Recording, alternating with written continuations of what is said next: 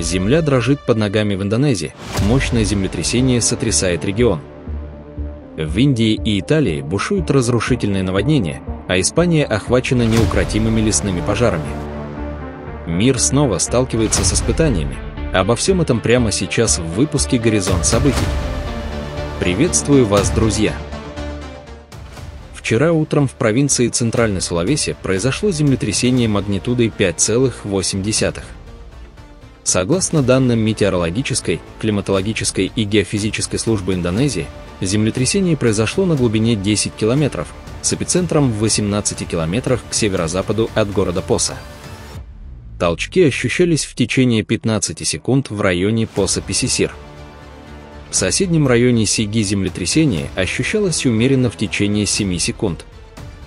Национальное агентство по смягчению последствий стихийных бедствий Индонезии сообщает, что из 29 пострадавших 13 человек были доставлены в региональную больницу Поса, 2 из них в критическом состоянии.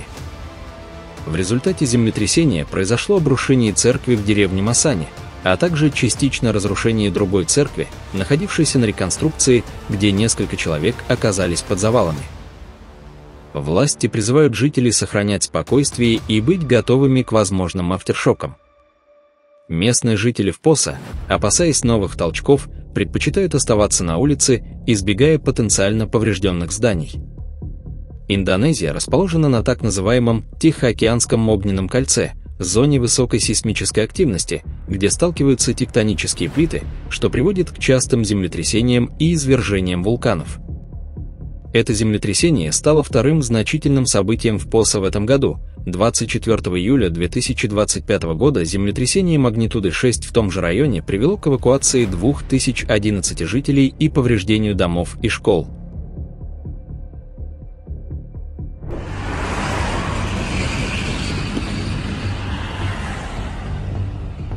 В провинции Самсун, на севере Турции, грузовик, перевозивший химикаты и краску, загорелся на трассе Самсун-Анкара и, из-за отказа тормозов, проехал около 8 километров, охваченный пламенем.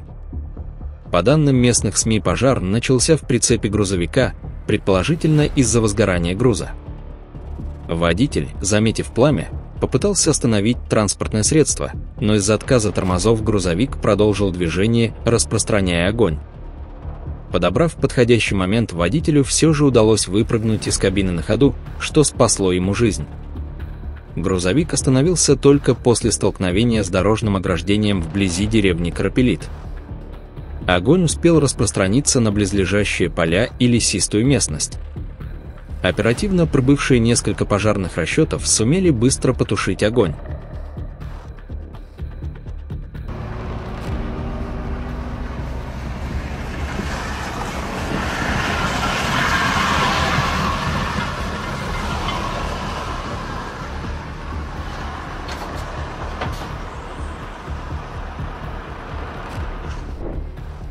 Интенсивные муссонные дожди, обрушившиеся на Индию, вызвали серию разрушительных наводнений в штатах Мадхья-Прадеш, Джамму и Кашмир, а также Химачал-Прадеш.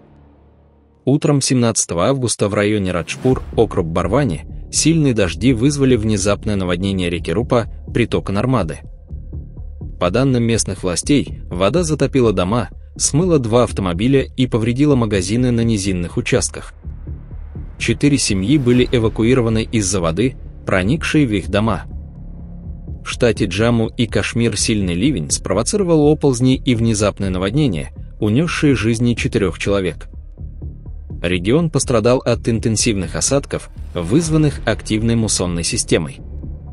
Власти штата направили спасательные команды для оказания помощи пострадавшим и оценки ущерба.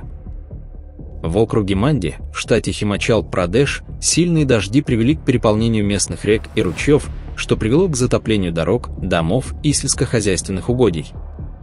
По данным местных СМИ, ситуация в Манди усугубилась из-за оползней, заблокировавших ключевые дороги. Местные власти и Национальная служба реагирования на стихийные бедствия проводят спасательные операции. Жителей низинных районов эвакуируют, все школы в пострадавших зонах закрыты. Точные данные о пострадавших и ущербе пока уточняются, известно, что ситуация остается критической.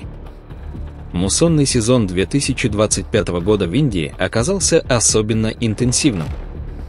По данным Индийского метеорологического департамента, Центральная Индия, включая Мадхья-Прадеш, получила на 59% больше осадков, чем в среднем за сезон, а некоторые районы, такие как Барвани, и вовсе фиксируют экстремальные осадки.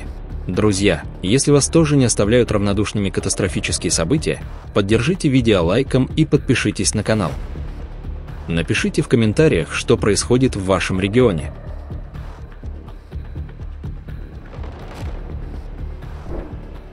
На реке Волга, в районе города Хвалынска Саратовской области, элитная яхта «Мечта» сгорела и затонула во время движения по маршруту Балакова-Самара. На борту находились 6 человек, включая 59-летнего владельца из Вологодской области и экипаж. По предварительным данным, пожар начался из-за короткого замыкания в каюте, вызванного неисправностью электропроводки. Капитан судна попытался самостоятельно потушить возгорание, но огонь стремительно распространился, охватив всю яхту.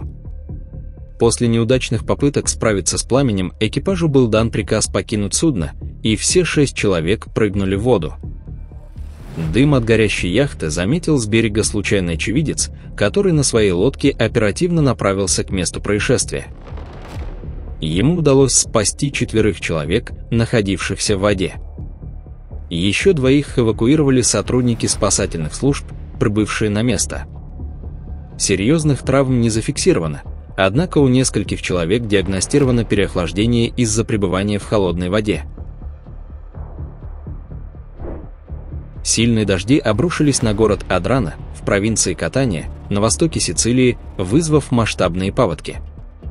Мощные потоки воды залили городские улицы, затопив дома и общественные здания.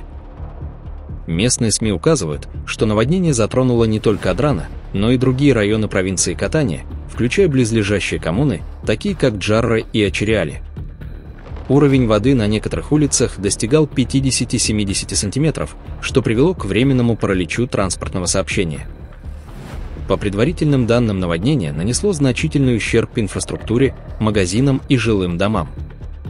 Пожарные службы Сицилии провели десятки операций по откачке воды, особенно в низинных районах Адрана.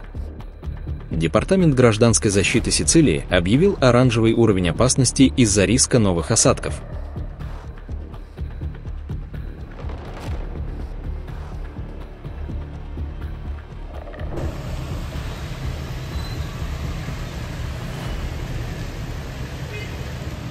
Город Монтерия, столица колумбийского департамента Кордоба, оказался во власти сильного наводнения, вызванного проливным дождем, сопровождавшимся грозами и сильным ветром. Ливень продолжался около 3 часов, вызвав переполнение канализационных систем и местных каналов. В целом ряде районов улицы превратились в бурные потоки, здания и дома оказались затоплены. Местами уровень воды достигал 1 метра.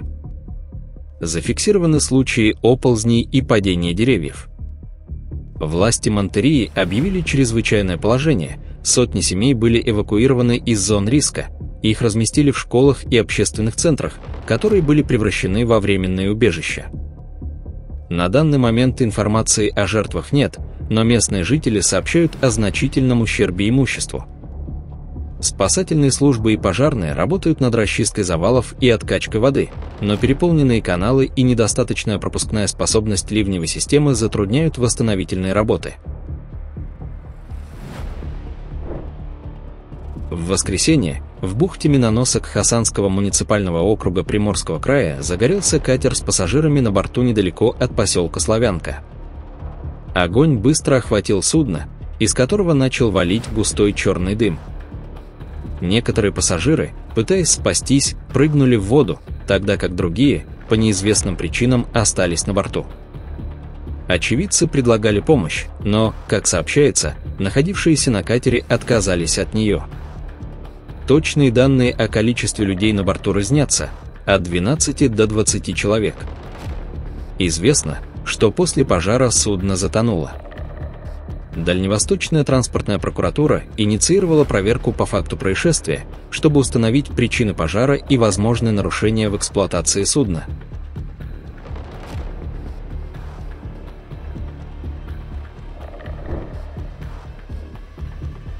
Регион Вальдеоррас в испанской провинции Оренсе оказался в эпицентре разрушительных лесных пожаров, которые угрожают жилым зонам и вынуждают жителей покидать свои дома. В Рубии, одном из муниципалитетов Вальдеорраса, лесной пожар, начавшийся 16 августа, стремительно приблизился к жилым домам к утру 17 числа. Огонь подпитывается сильным ветром и засушливыми условиями, что затрудняет его локализацию. Жители сообщают о густом дыме и языках пламени, видимых с окраин города.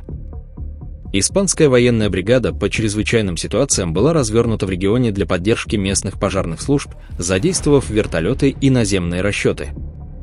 Однако, по состоянию на вечер 17 августа, пожар оставался активным, продолжая угрожать жилым кварталам. Деревня Сан-Висенте-де-Лейра, также расположенная в Вальдеоррасе, опустела.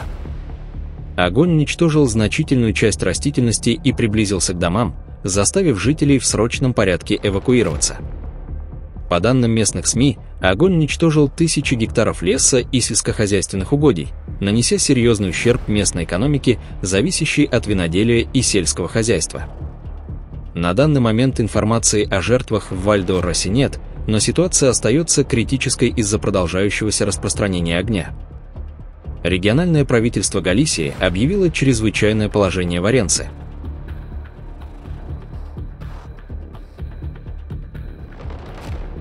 В муниципалитете Аэнсия, расположенном в провинции Леон, несколько дней бушует крупный лесной пожар. К 17 августа он достиг критического уровня, охватив обширные территории сухих лесов и кустарников.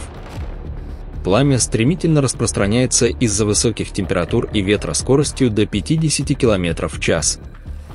Пожар угрожает не только местной флоре и фауне, но и близлежащим деревням, включая Санта-Терса-де-Кабаркос, где была проведена эвакуация жителей. По данным местных СМИ, огонь уничтожил тысячи гектаров леса в провинции Леон, включая часть природной зоны Лас-Медулас, объекта всемирного наследия ЮНЕСКО.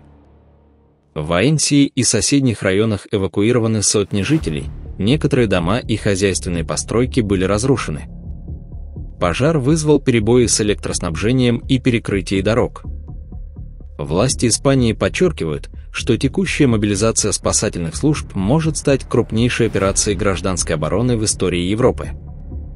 Пожары в провинции Леон являются частью более широкой волны лесных пожаров, охвативших Испанию в августе 2025 года. По данным Европейской системы информации о лесных пожарах, в этом году в стране выгорело более 148 тысяч гектаров, что значительно превышает показатели 2024 года.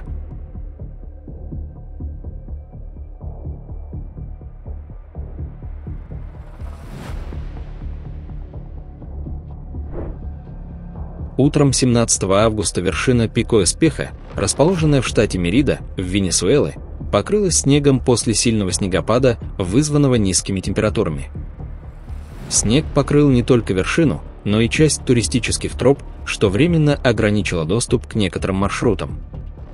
Пико-Эспеха, расположенный в Андах, является одной из самых известных достопримечательностей Венесуэлы, доступной через самую высокую и длинную канатную дорогу в мире.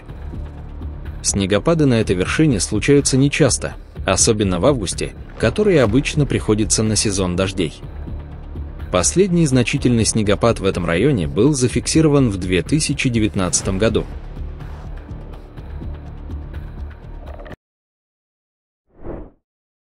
Интересный случай произошел вечером 16 августа в туристическом лагере у подножия вулкана Акатинанга. Молодой человек сделал предложение своей девушке, и в тот самый момент, когда девушка приняла кольцо, вулкан Фуэго на заднем плане начал извержение, выбрасывая потоки лавы и пепел. Видео стало вирусным, вызвав восторг и удивление пользователей по всему миру. Друзья, на этом наш выпуск завершен. Будем рады видеть вас снова. Подписывайтесь, и до встречи завтра в новом выпуске.